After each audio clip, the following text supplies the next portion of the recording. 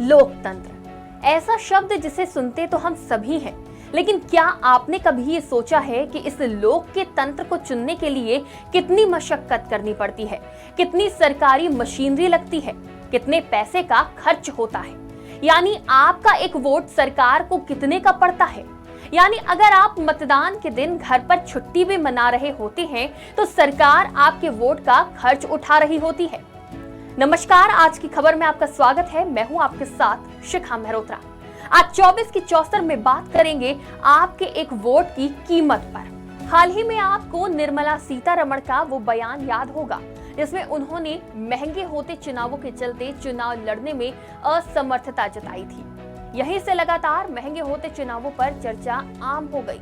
Election commission of India के आंकड़ों पर नजर डालें तो 1951 में हुए पहले आम चुनाव में करीब 10.5 करोड़ रुपए लगे थे।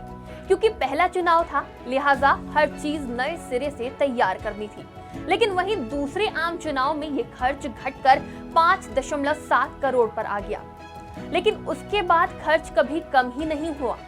1967 में करीब 11 करोड़ रुपए का आंकड़ा लगभग 2 दशक बाद 1989 में 154 करोड़ रुपए से अधिक हो गया। जबकि 2014 में मोदी और मनमोहन को चुनने की लड़ाई में खर्च हुई रकम 2009 के मुकाबले 3 गुने से अधिक रही। 2009 में जहां करीब 1114 करोड़ रुपए खर्च हुए थे, तो 2014 में पार्टियों और उम्मीदवारों की ओर से बहाए गए पैसे सहित कुल खर्च 30,000 करोड़ रुपए के आसपास था।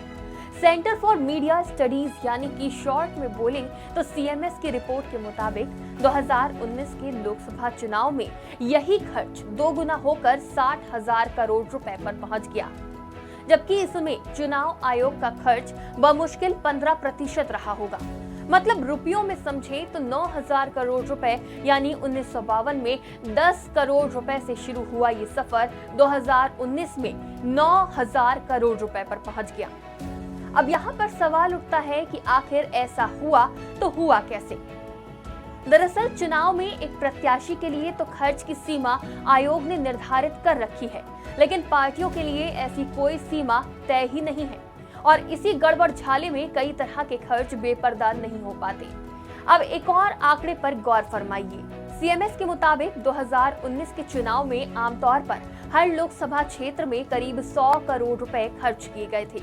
मतलब समझिए प्रति वोटर करीब 700 रुपए का खर्च। सीएमएस के मुताबिक 2024 के चुनाव में 1,20,000 करोड़ रुपए से अधिक पैसा बहाया जा सकता है। 96.8 करोड़ वोटर को देखते हुए इस तरह प्रति वोटर लगभग 1,250 रुपए खर्च होगा। अब जरा सोचिए, अगर किसी की चुनाव लड़ने की इच्छा हो और उसके पास इतनी संपत्ति और बैंक डिपॉजिट हो तो वो ये खर्च उठाकर चुनाव लड़ सकता है। अमेरिकी पत्रिका द इकोनॉमिस्ट की एक रिपोर्ट के मुताबिक 2024 के लोकसभा चुनाव दुनिया के सबसे महंगे चुनाव हो सकते हैं, यहाँ तक कि अमेरिकी चुनावों से भी ज्यादा महंगे। 24 की 74 में फिलहाल के लिए इतना ही। ऐसी ही तमाम खबरों के लिए जुड़े रहिए आज की खबर के साथ।